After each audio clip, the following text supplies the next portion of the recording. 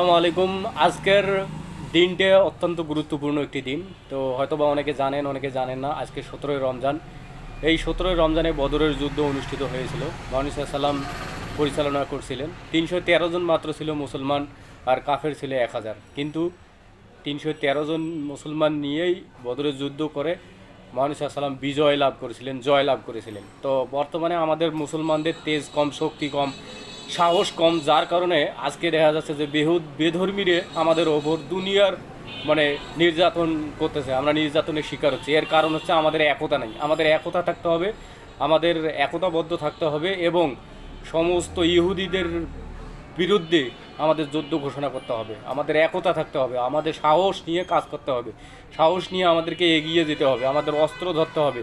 আমরা মুসলমান, আমরা সহজে কারো কাছ থেকে হার মানি না। এ ধরনের সব সময় সাহসী উদ্যোগ নিয়ে সামনের দিকে এগিয়ে যেতে হবে।